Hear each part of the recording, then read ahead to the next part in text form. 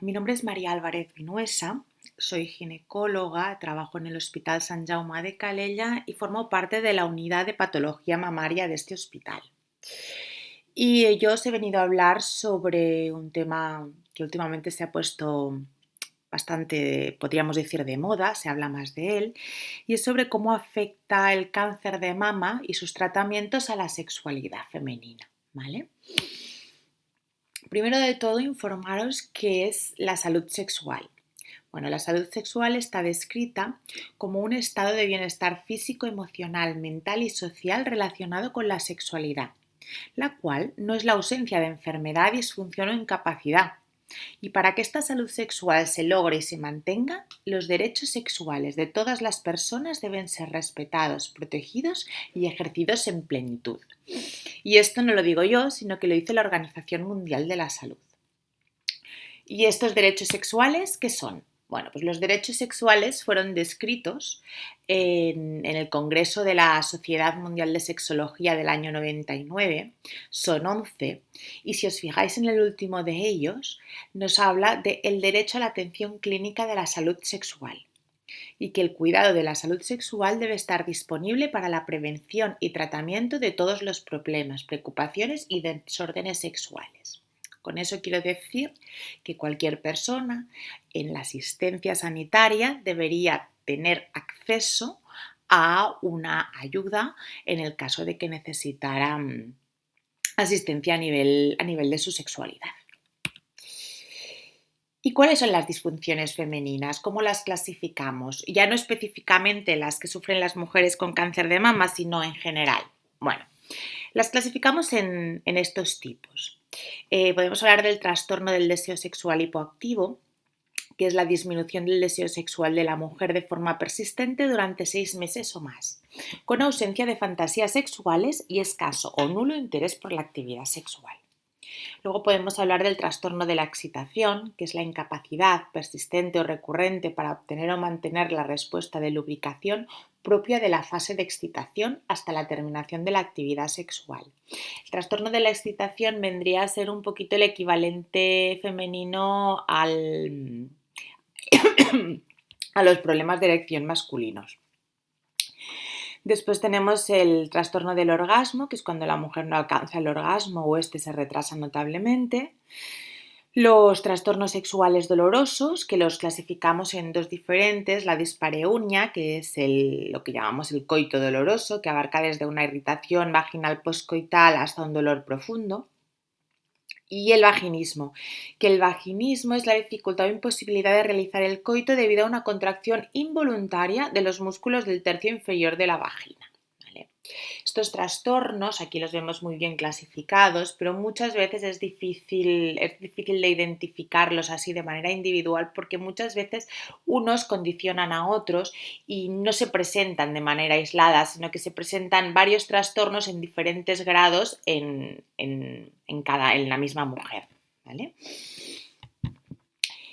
¿Y por qué están causados? Bueno, tenemos que hablar, para entender la etiología de las disfunciones sexuales, primero tenemos que entender el enfoque biopsicosocial de la sexualidad.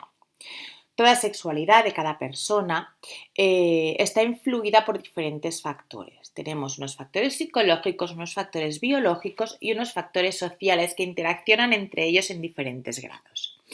Dentro de los factores psicológicos que pueden influir en la sexualidad de una persona, pues tenemos el estrés situacional, los problemas de imagen que pueda tener, los temas de autoestima, la educación que ha recibido, las habilidades sexuales que cada persona tenga, las distracciones que tenga en ese momento, las preocupaciones, el pensar en otras cosas.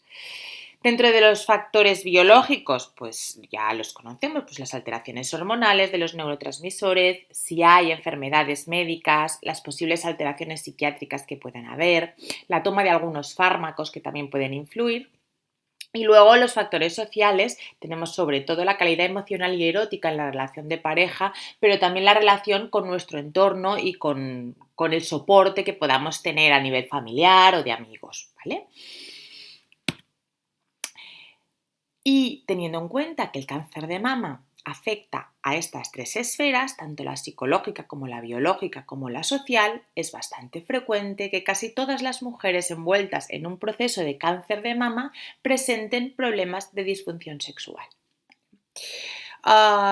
Como hemos dicho, son de difícil valoración. Aquí tengo unos porcentajes que salen en diferentes estudios, pero lo difícil es clasificar cada uno de estos trastornos, porque ya os he dicho que la mayor parte de las veces no se presentan de forma aislada, sino que se presentan en diferentes grados de afectación. Pues el trastorno sexual hipoactivo puede presentarse también con un trastorno de la excitación, que puede ocasionar al mismo tiempo un problema con el orgasmo y que puede ocasionarnos un vaginismo secundario, ¿no?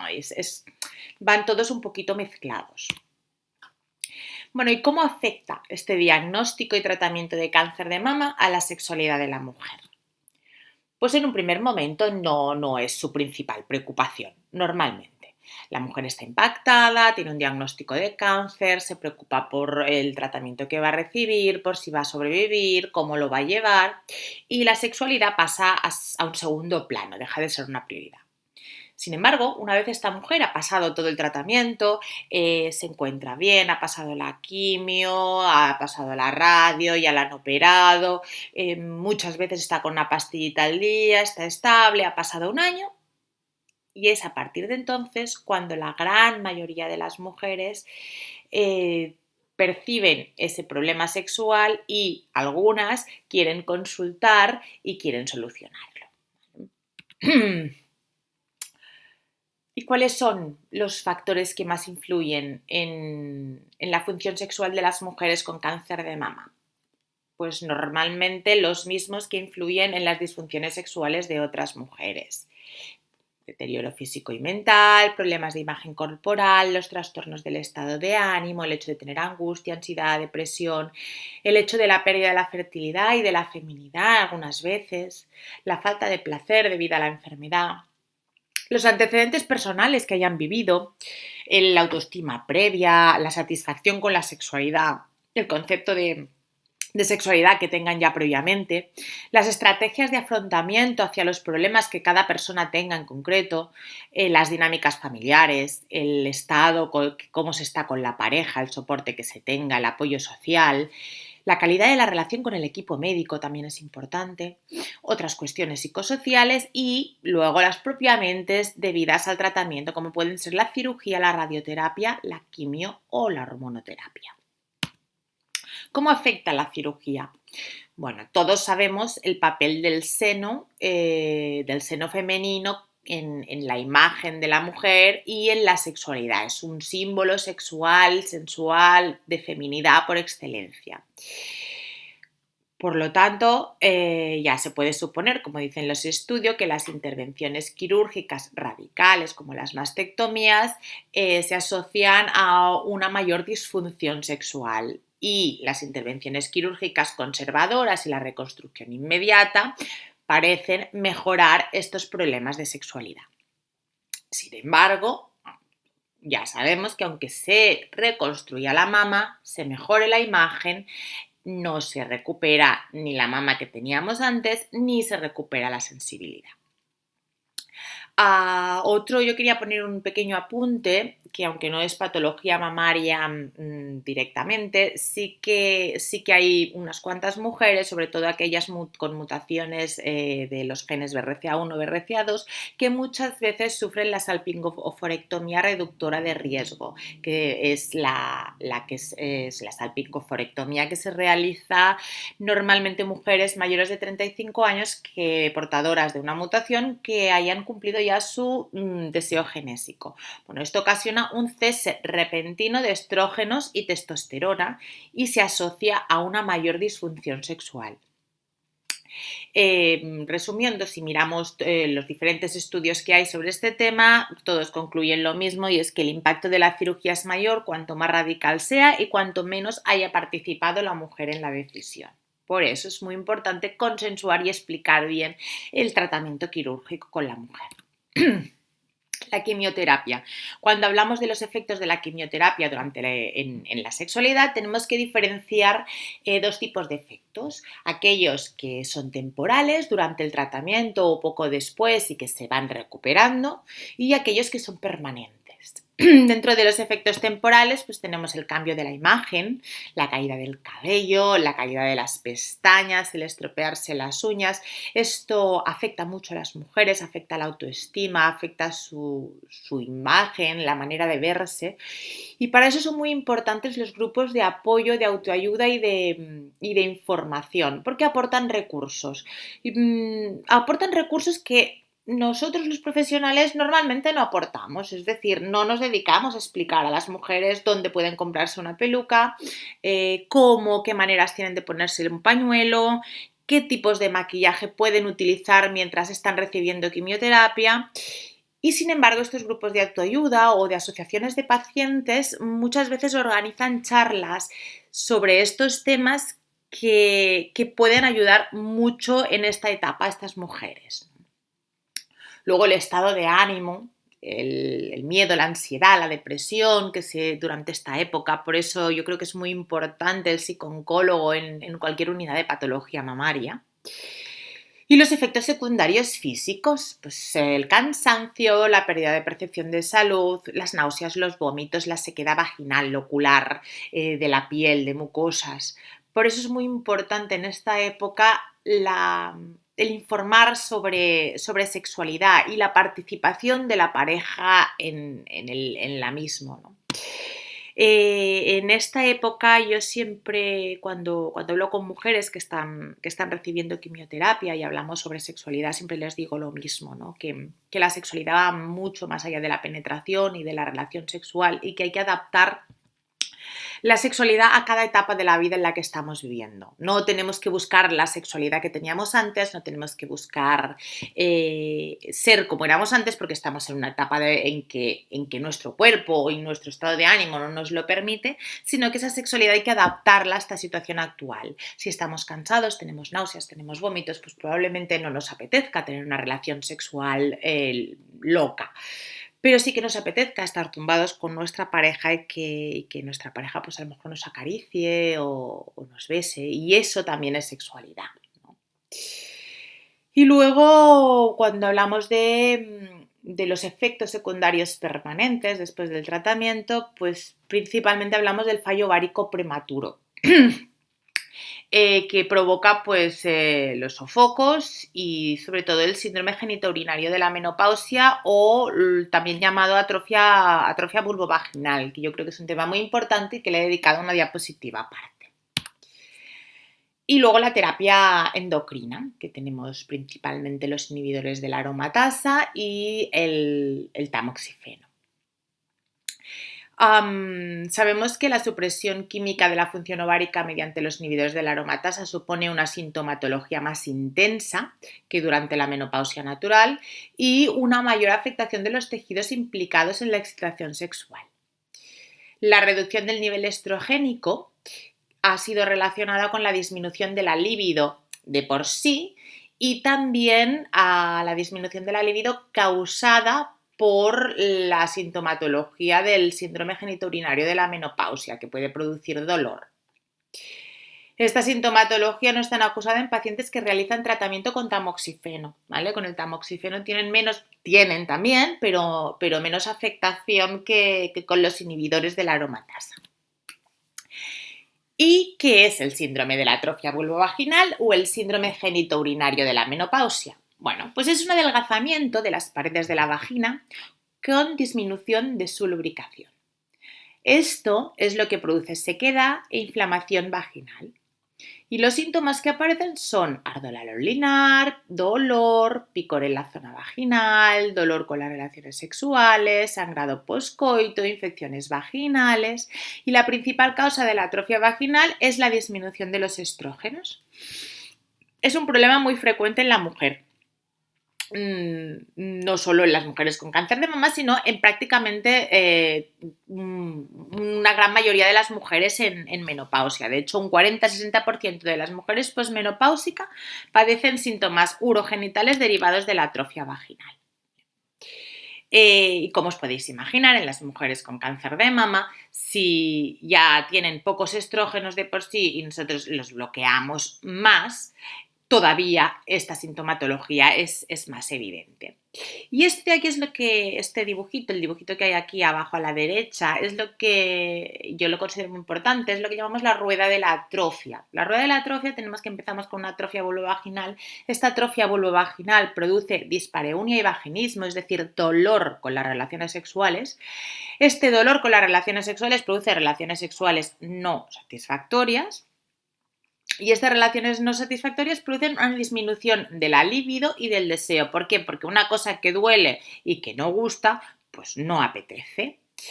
La disminución del deseo produce una disminución de la actividad sexual y esta disminución de la actividad sexual produce más atrofia. Una cosa que no se usa se atrofia y es una rueda, es como un círculo vicioso que hay que cortarlo para intentar ir solucionándolo poquito a poco.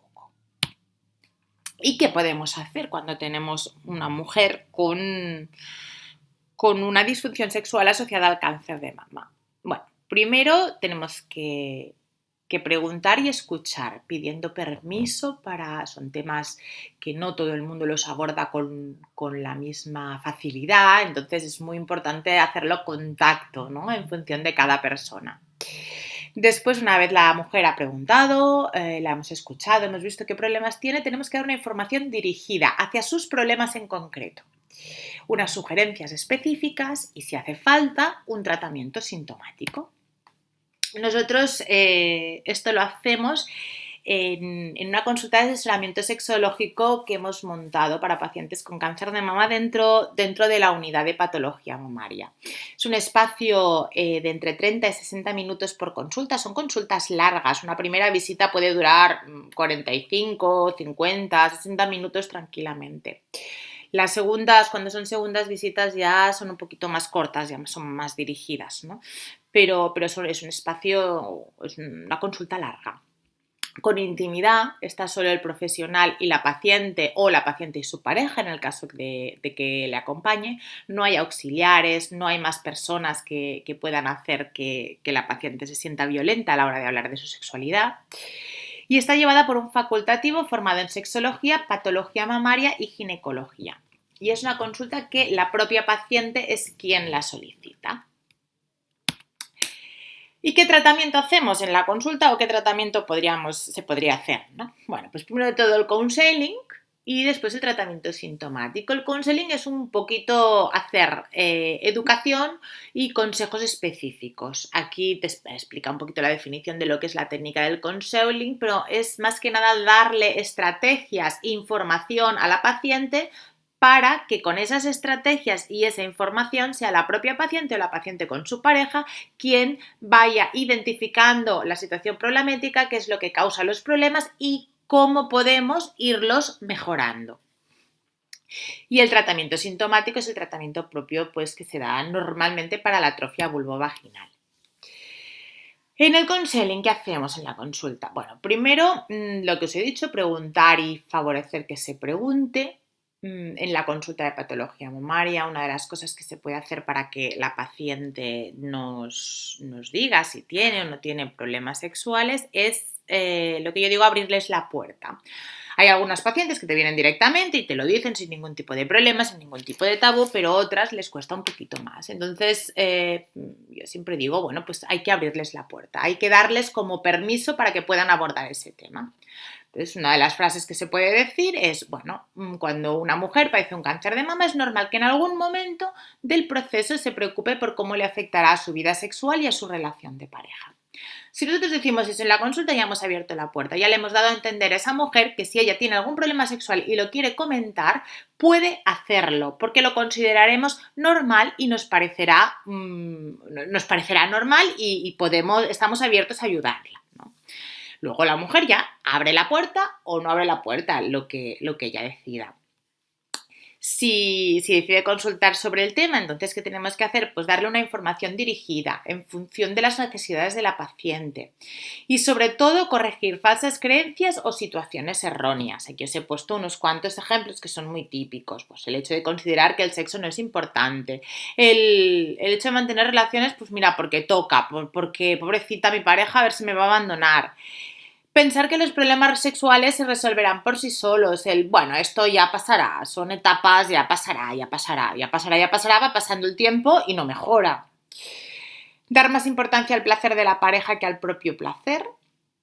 Y la última es muy importante, que es comparar la situación actual con otras situaciones o compararse con otras mujeres. Es lo que os decía de la readaptación sexual. Nosotros no podemos comparar ya no solo con el cáncer de mama, sino con las diferentes etapas de la vida. Es decir, no es lo mismo la sexualidad a los 20 años que la sexualidad después de tener un hijo, que la sexualidad a los 40, que la sexualidad cuando hemos cambiado de pareja o que la sexualidad después de un cáncer de mama.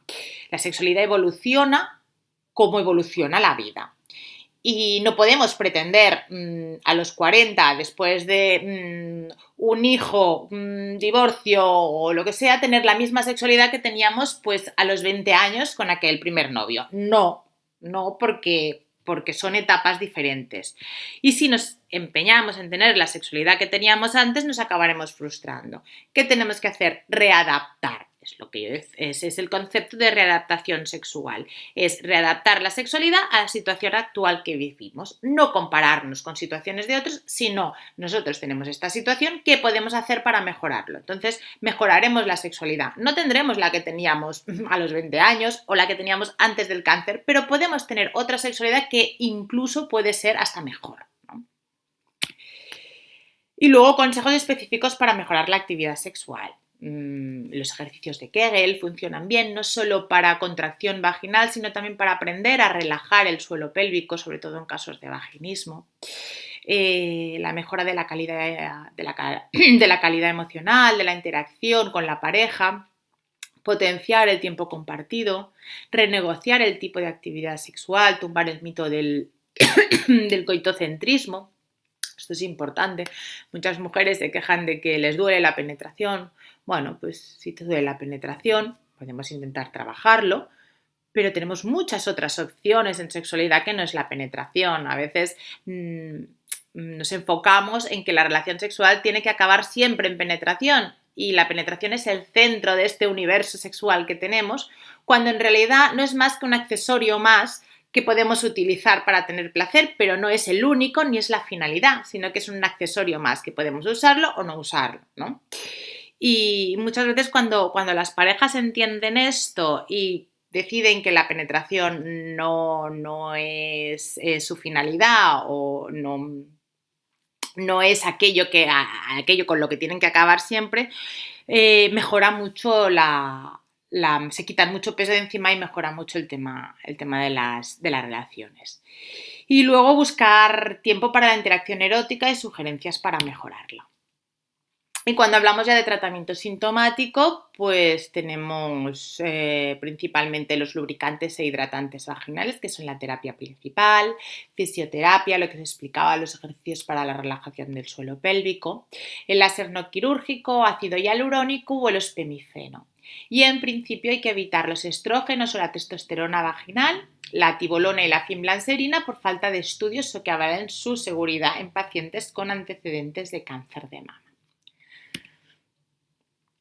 Los lubricantes e hidratantes vaginales pues son los de primera elección, hay muchos tipos diferentes y las hidratantes yo siempre digo que hay que ponerlas de 3 a 5 veces por semana. Si leéis las instrucciones de la mayoría de hidratantes vulvares o vaginales hablan de unas 2 veces a la semana. En mujeres con antecedente de cáncer de mama, sobre todo aquellas que llevan inhibidores de la aromatasa, si no se lo ponen un mínimo de 3-5 veces no tienen el efecto deseado. Y luego los lubricantes, que los lubricantes son específicos durante el acto sexual. El láser no quirúrgico es es un láser de aplicación vaginal que induce la producción de nuevas fibras de colágeno, mejora los síntomas de la atrofia y necesita unas 2-3 aplicaciones. Y normalmente una vez al año hay que hacer una sesión de recuerdo. El ácido hialurónico es un mucopolisacárido que retiene agua.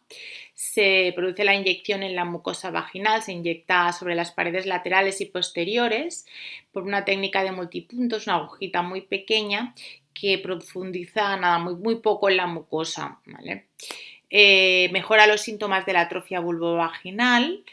Y lo que pasa es que tarda un poquito en empezar a notarse el efecto porque tiene que empezar a retener el agua y el efecto pues dura unos 6-7 meses y luego normalmente hay que hacer volver a aplicar un poquito más.